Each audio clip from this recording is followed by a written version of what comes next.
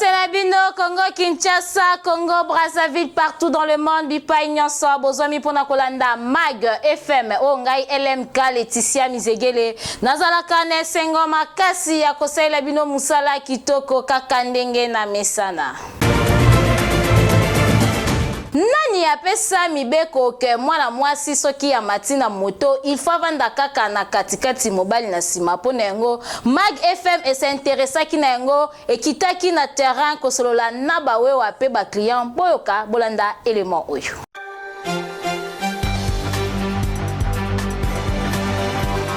Kinshasa makambo e Kinshasa ba réalité Mag FM mokolo ya lelo to s'intéresser na likambo kotia basi na katikati mibali na sima na ba moto ndenge tokoma ko remarquer na ba moto mingi na ville province ya Kinshasa pona likambo yango tokutana kina bandeko ba chauffeur ba moto oyo to misana ko benga bango ba wewa awa na Kinshasa oyo ba lobela kitina ya likambo yango na micro ya Mag FM to chaka mwasi na katikati parce que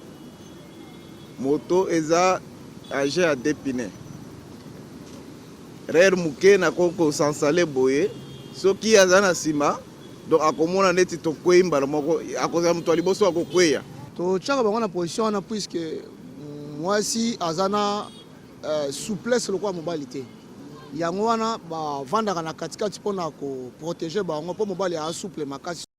na ngambo na bango pe bandeko oyo bamataka ba moto ba communiquer boye sala mabe makasi na linga yango te na mataka pona zana mbongo te et généralement depo soki mwasi aza na kati eza mpona protéger biso na basi to différent côté physique tala komata moto mwasi na katikati mobali na sima ezali na ngoma bete ndenge bandeko ba chauffeur ba moto ba expliquer kasi ndeko oyo mataka moto po profiter simbaka basi ya batu keba mukolo mususu ko simba oyo basimbaka te e komelio ngambu tolobaki te tolobi 100% information maluwa toujours. Na ville province ya Kinshasa mai ekoma diamant soki otamboli na ville province ya Kinshasa oko constate que na ba commune mingi mai ebimaka lisusu te pona yango population ezali konyo kwa mamakasi bolanda réflexion oyo.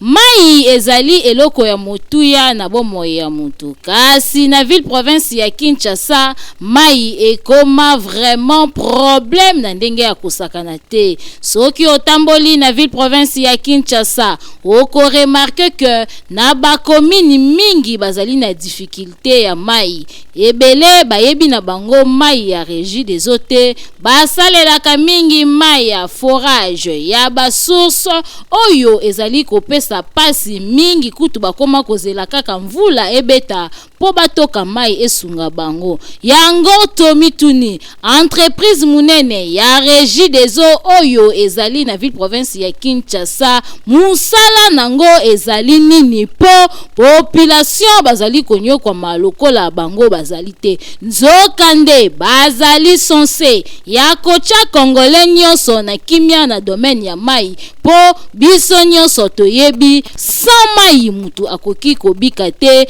po mai esungaka biso na ba domaine nyonso alors que bakonzi ya régie des eaux bazali komona lolenge nini population bazali konyokwama na ngambo na bango bazali kosala eloko te oyo ezali nanu premièrement perte pona bango po soki ville province ya Kinshasa nyonso bazali na eau potable boyebi mbongo combien ekokota na kesi ya l'État na yango wana tozo ko interpeller bakonzi ya régie des eaux bosala nanu musala oyo esengeli bosala population a se retrouver mai ekota na kwen nyonso ya ville province ya Kinshasa po population baebande na ko se retrouver ata bino moko tozali na ba rivière na fleuve na kati ya capitale ndenge nini population bazali konyokwa mapo na mai oyo ezali dossier ya suivre population bazali kotalela pe bazali ko jimele boye kitoko te batu bako vivre ndenge nini boyebele Totikala kaka na dossier ya mai esengeli koyeba ke kuna pe na commune ya Kimbantseke population bazali kolela na bakonzi ya régie des eaux batiela bango mai po kuna basela kaka mai ya mabulu bolanda reportage oyo.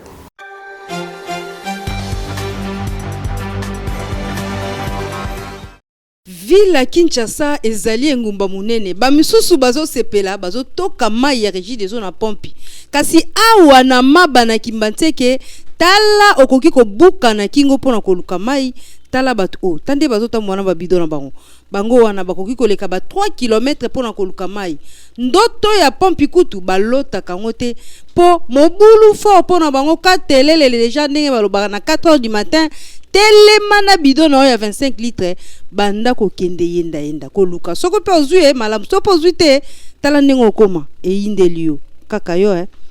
Bateki ya wenze ya monga fula ba preferaka na bango koteka biloko c'est-à-dire batandaka biloko na mabele balingaka vraiment kotia na mesa te reportage oyo ezali signé na Chris Mukuna.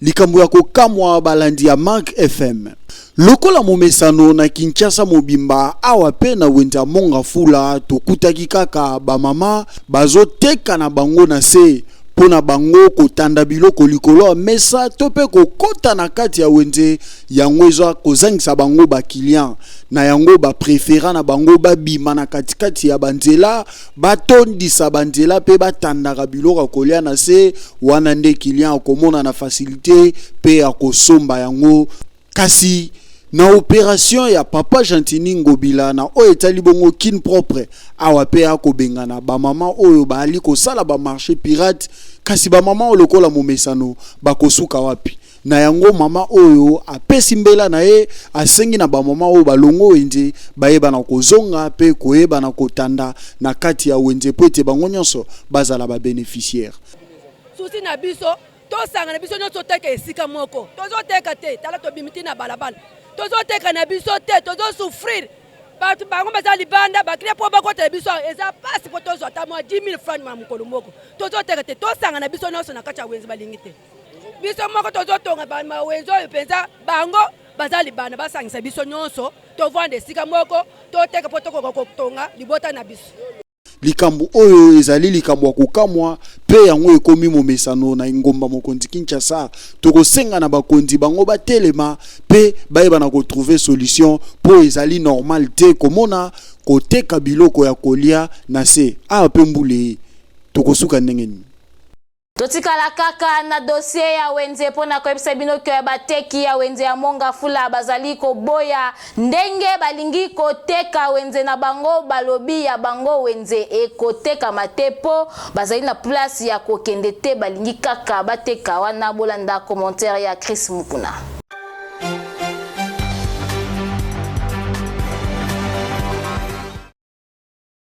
Bandeko balandi ya Mag FM. Lelo tokiti na commune ya Mongafula bisika nini toeko kutana na ba mama bateki ya wenze ya Mongafula.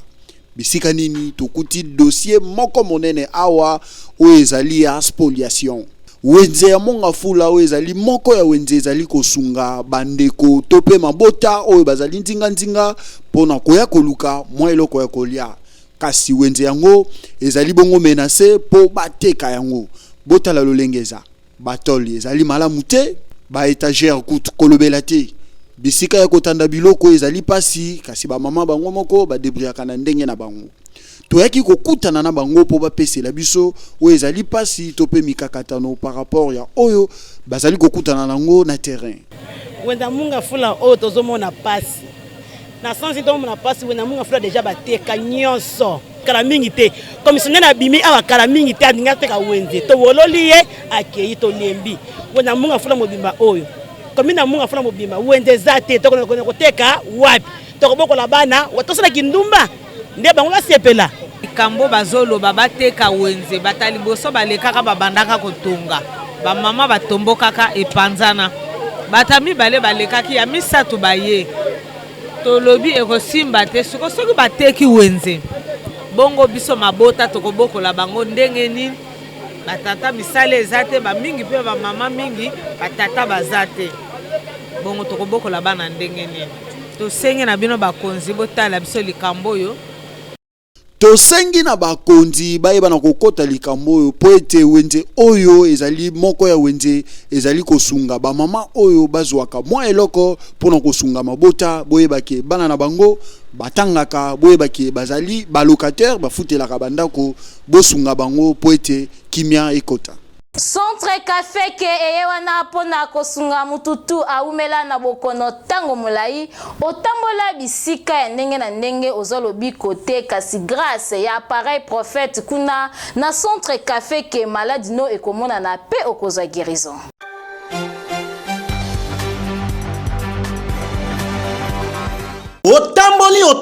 Otamboli solution yango yo. Centre hospitalier Kafeke et Tritaka ba maladie ebele presque ba maladie nyonso oyo eza na kati ya mokili. Tozana problème ya basi oyo babotaka te. Tozana machine moko oyo ezopesa biso ba diagnostic ya solo malade oyo ya mikuwa. Rhumatisme, hernie discale, tozana ba spécialiste oyo bazo traiter yango makasi. Problème ya AVC oyo bazo kende ba poto. On a domaine ya poison tika na yo pardon bondimela ngai centre hospitalier Kafek domaine ya poison en tout cas ateza retardé to rapide awa soko ye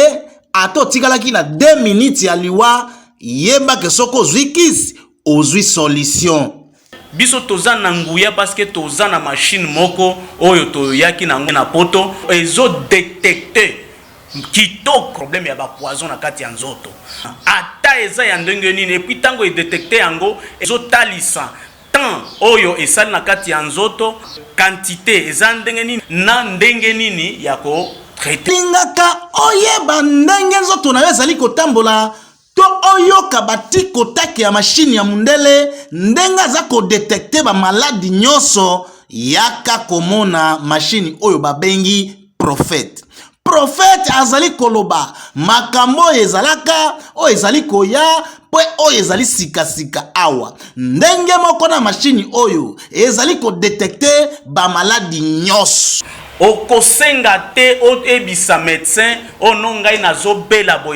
boy te appareil wana biso to surnommé appareil wana prophète zozuwa maladi nyonso oyo eza na kati ya nzoto na ya mutu na ba symptôme nyonso na cause oyo ekozaka maladi wana appareil wana e proposer lisusu traitement ya mutu oyo il faut kopesa telle période otoza na promotion ezala ba examen ezala ba traitement ba activité nyonso oyo ezosalama awa na centre hospitalier Kafeke eza na kati ya promotion oza na Rompwe Ezo, sima ya station Lodge, avenue Ngindu, numéro 5, quartier Yolo Sud, commune de Kalam. Numéro de téléphone Nabiso 085 041 14 07. Esika se moko ya kuenregistrer album na ba norme o elongo bani yo mutu oyembaka kimambangu na studio Liloba o kuenregistrer album na yo lolenge esengeli ndeti kaka obimaki libanda ya mboka.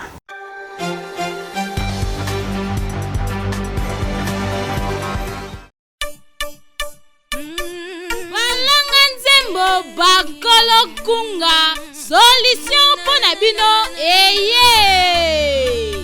Mutu ozali na besoin ya kobimisa album single maxi single kimambangu na studio Liloba na 14e rue po kuna okokuta biloko ya mopaki c'est-à-dire appareil ya kanda studio Liloba ezali na qualité ya kosakana te ebongo bakita ebongo ba micro okokutango esika mosusu te kaka na studio Liloba.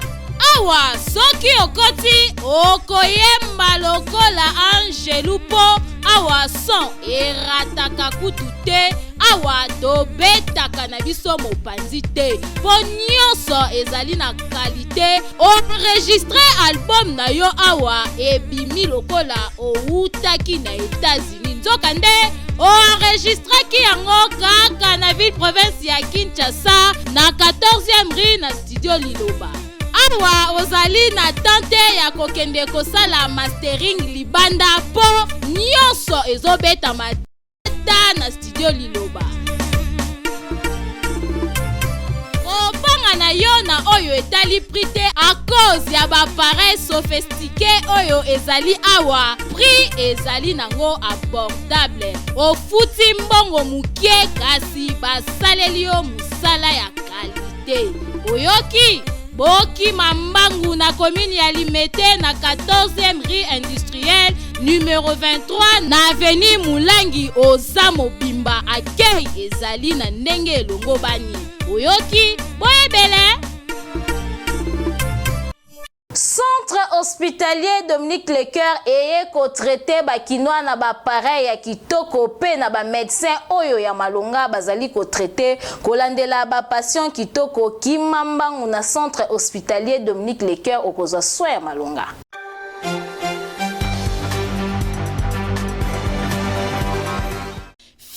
Fini makambu ya kokende ko se faire soigner na ba centre ya simandaku oyo ezali koboma ba congolais mingi po mobange na hôpital oyo ezali na ba norme sengeli yangoyo. Centre hospitalier Dominique Lecoeur eye kosunga peuple congolais azwa soin ya malonga na ndenge esengeli mwana Congo. Centre hospitalier Dominique Lecoeur okokuta awa ba pareil ya malonga ya médecine moderne ya solo oyo ezali ko détecter maladie nyonso ebombani na nzoto ata ebombani na songe ya suki grâce ya ba pareil oyo maladie wana ekozala détecter. Awa bazali na laboratoire ya malonga kaka pona kosunga peuple congolais. Esengeli boyeba ke ba médecin oyo bazali ko traiter pe awa bazali ba médecin oyo batanga médecine na libanda ya mboka kasi baye ko pratiquer yango awa na République démocratique du Congo pona kosunga bandeko na bango bazwa soin ya malonga na ndenge esengeli. Na oyo etali prise en charge bomi tungisa mate kokende libanda ya mboka na centre hospitalier Dominique Lecoeur prise en charge ezali assurée. Esengeli koyeba lisusu que centre hospitalier Dominique Lecoeur ezali na ba service locaux la chirurgie, maternité, radiologie, kinésithérapie, échographie, endoscopie. Nyonso wana kaka po basunga peuple congolais ba patient na bango bazala bien traité. Na oyo etali cas d'urgence soki obeli na ndaku ozali na possibilité ya kokoma hospitalité benga kaka ba numero oyo po awa ba ambulance ezali bakoya kozwa yo tina ndaku pe babandi ko traité yo na kati ya mutuka tibo kokoma na hôpital. Makambwa boye okomona ngo bipai nini soki na centre hospitalier Dominique Lecoeur te. Otuningai centre hospitalier Dominique Lecoeur ezwami wapi? Boki mambangu na quartier Joli Park avenue Ring numéro 4 plus précisément na commune ya Ngaliema. Bokende na bino bikenda kenda te na ba hôpital ya Simandaku po la santé n'a pas de prix. Boyoki Bopesa merci mingi na équipe technique pe rédactionnelle oyo bazalaki wana pona kosala musala kitoko na sima caméra tozalaki na Rabi Fuka yende mutu abendi biso bilili kitoko makasi kasi ya mbotoka bwana tozali na ba page rose. Joyeux anniversaire na Gédéon Kabangi oyo azali protocole na église PCM ya Matete tika ete Nzambe abatela yo oumela na mokili ya tata Nzambe kobakaka kosalela ye zala toujours na présence ya Nzambe po akobatela yo kaka mbotama elamu Gédéon Kabangi pelisusu. Joyeux anniversaire na Eboa malamu oyo abotama mokolo ya lelo mwana mobali moko ya malamu poli oyo aboya kana ba problème aevitaka ba problème ye azali na ye papa social avandaka bien na batu nyonso mbotama elamu Eboa malamu tokomi na suka suka kasi jamais tokabwana sans que toloba maloba ya motuya oyo papa na biso alobelelaka biso toujours. Nul n'a le droit d'être heureux seul sur la terre. Boyoki wana maloba ya Maître Billy Malua Cléophas. Ngana bino tokutani mikolo ezali koya te.